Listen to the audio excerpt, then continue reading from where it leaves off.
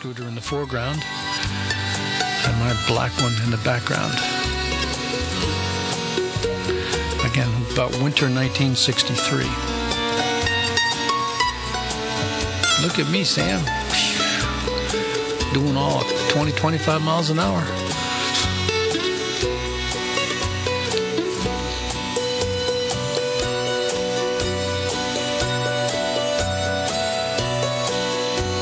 Okay, Sam, now it's your turn.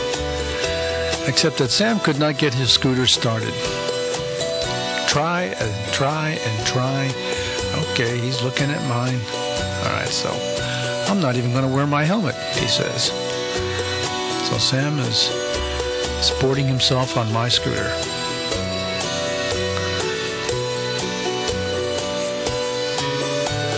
He was a little bit of a show-off. Sam had a younger brother, not maybe 12 to 14 months of difference between them. They both joined the Air Force together but were split up. They both were discharged approximately the same time, 65.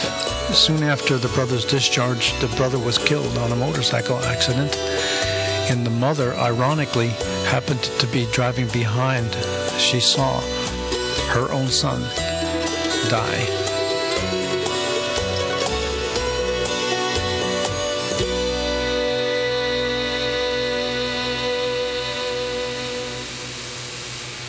Actually, that scene could have been more on the West Coast. You are now in Rome, Italy, and Sam Solomon is the photographer. He and a group of GIs from the base took a guided tour to Rome, spent several days there. For some reason, I did not go, but I gave Sam my camera to take photos.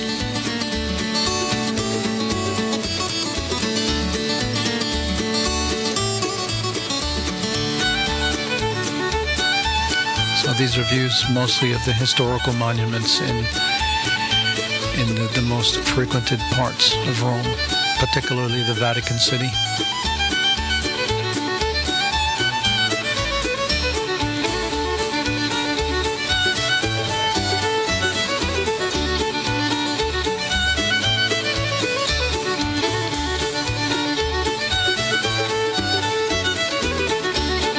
Unfortunately, a fast pan of Rome, but if you slow down your VCRs now, you should get a more appreciable shot.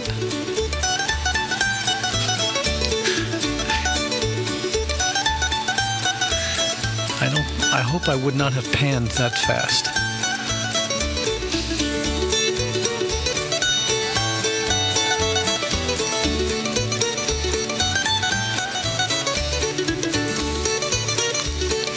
Probably one of Italy's heroes. There's Sam, the photographer, the guy in the glasses. Not much hair. Samuel Leander Solomon.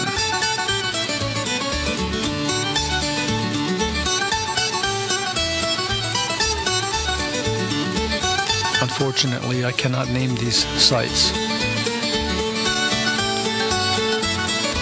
but they must be historic.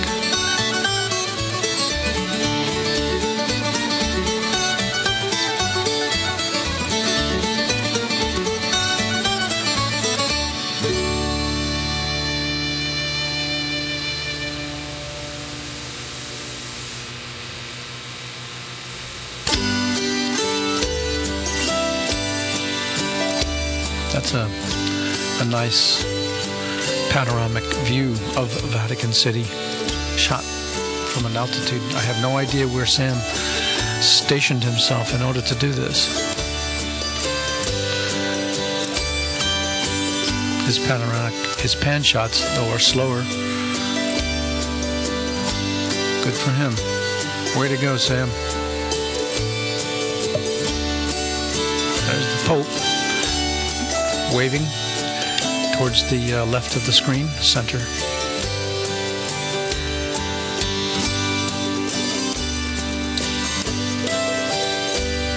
Another view that would be the place, the three coins in the fountain. where people flip in coins. There's Sam himself, a little bit more hair then. Notice one of these two ladies here. Hey, he's kind of cute.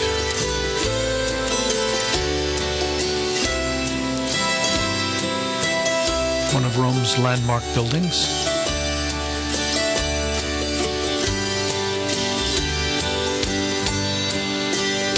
The Colosseum, of course.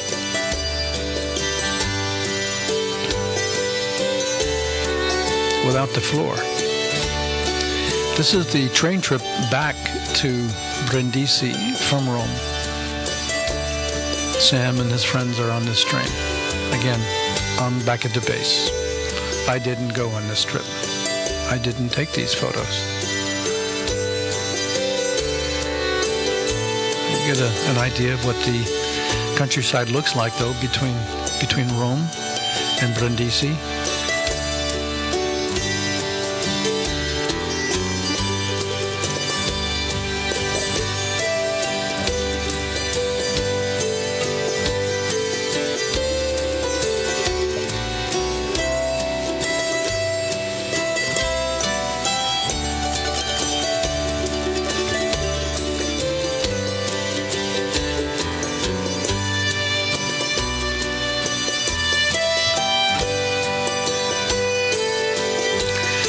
The guy with the glasses, I believe that was Bill Coker, C-O-K-E-R, whom I had run into a number of years later, by the way.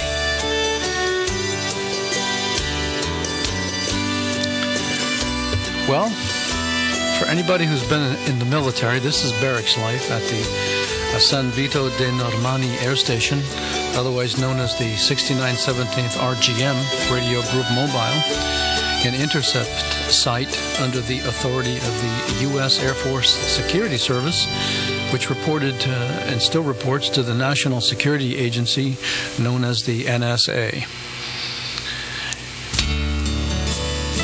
I had two roommates here, Sam Solomon from Waycross, Georgia, Jimmy C. Griffin from Columbia, Alabama.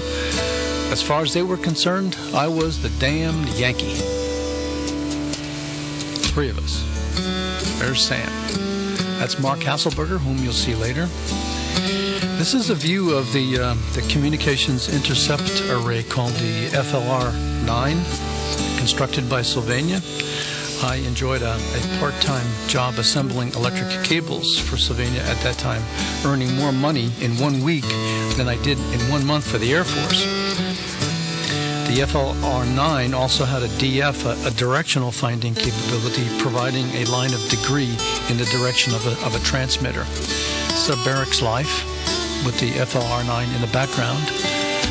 This base has changed considerably since my time. I was stationed here from about August 1962 until January 1964. One of my friends.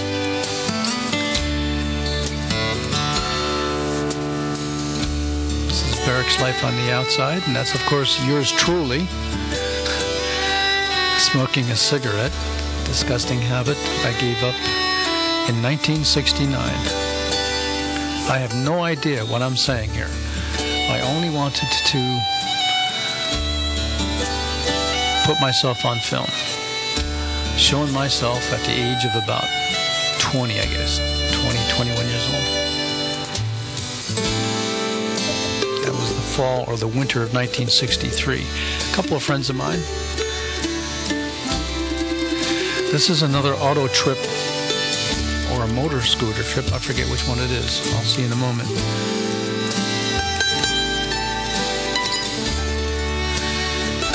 This is in the direction of the beach where GIs enjoyed clear water, nice white sand. Roger Mumbauer. He and I are on this single motor scooter trip to take a picture of the Adriatic.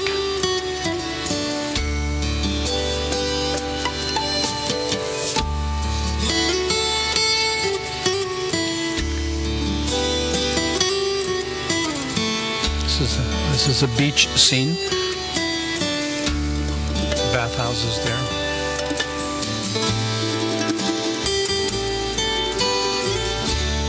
privately owned villas there to the left, I suppose. Looking out over the Adriatic. Cold. It's cold now.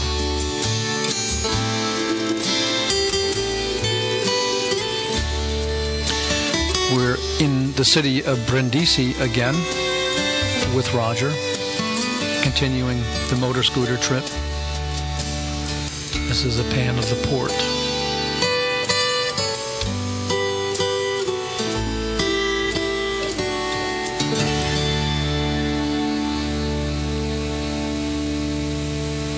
A close-up shot of the monument shaped like a rudder. That's me there, giving directions as usual. Roger, have no idea what he's saying. 8mm did not have sound at that time.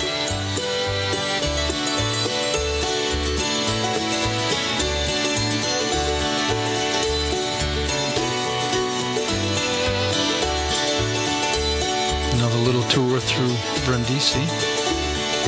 In Italian, it was called Brindisi. La città di Brindisi. The city of Brindisi. Check this out here.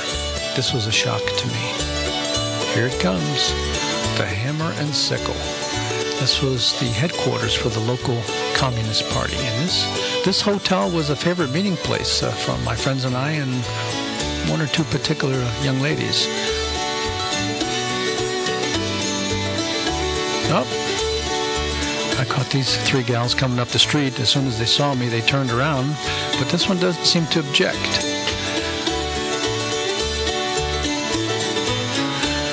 We're back on the base again. That's me, Airman Second Class Wade, in the middle. A friend of mine to the left. His name is Paul.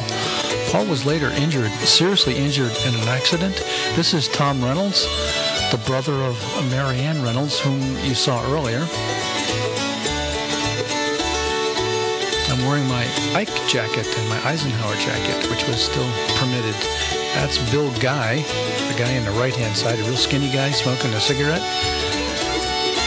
Staff Sergeant guy on the right, that's Larry Detterman.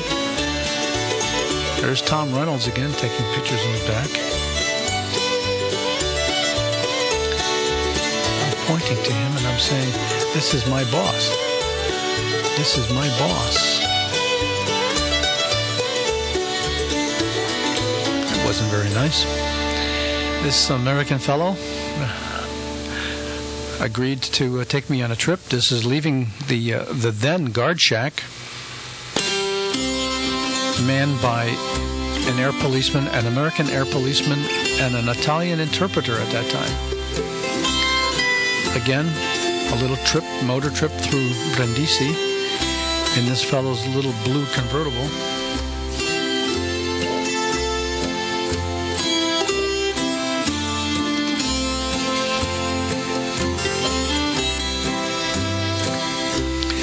Now this is Mark Hasselberger on the left, Jimmy C. Griffin on the right. Jimmy was my roommate.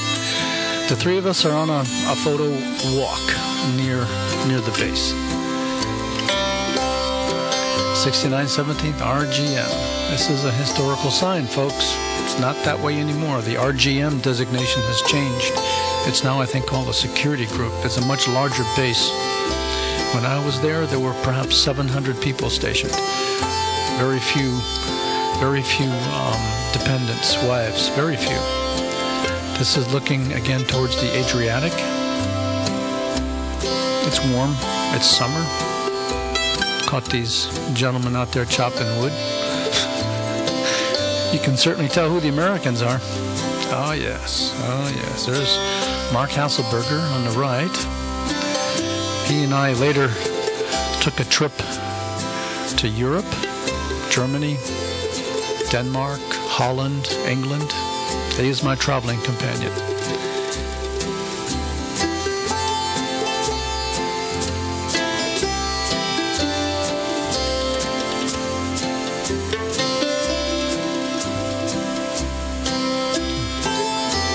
Here we are doing a little drill.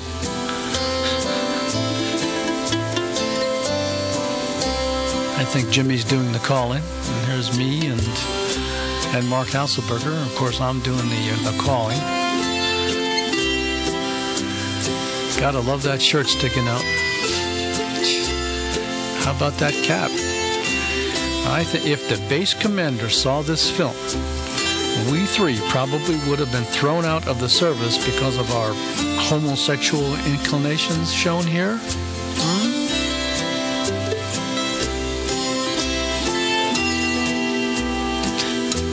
Stop it, Mark.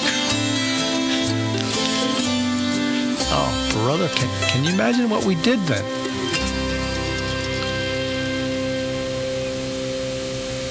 Some high-speed transport with the FLR-9 in the background. Sticks out like a swollen thumb. There we go, squeezing each other again. Disgusting. This guy seemed real pleased. Ugh. Here we are, just outside of the base, looking at that huge antenna sticking up. Hey, look at me balance myself. Now this is a truck. This is also a mini truck. It's actually a motor scooter with a body on it, making it into a mini truck. This is the around the summer of 1963.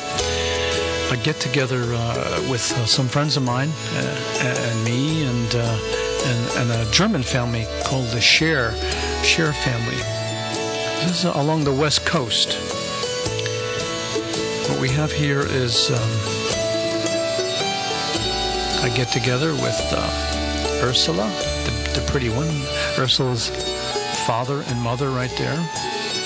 That's Ursula on the right, and I do not remember the name of the girl in the blue, except that she had a very harsh-sounding feminine name.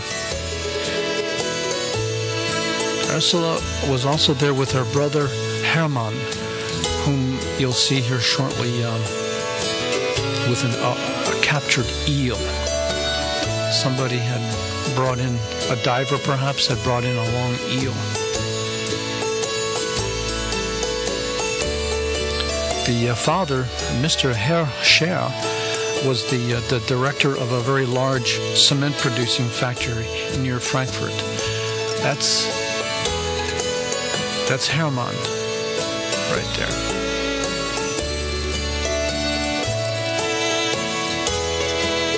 He told me a number of years later in a reunion that he had become a ladies' man. That's Bill Coker on the right. You saw him earlier looking out of a train window. And Ursula. There's Ursula. This is the reason, I think, why I fell in love with the German language.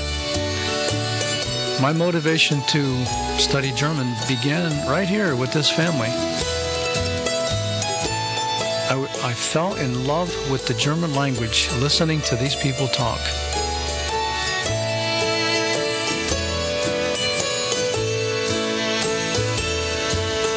That's Ursula, of course, doing some homework, writing a letter. Ursula's mom, very nice lady.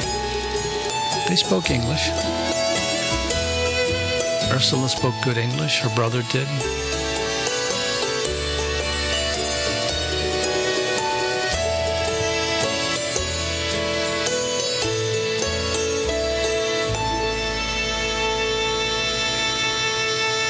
Bill Coker again.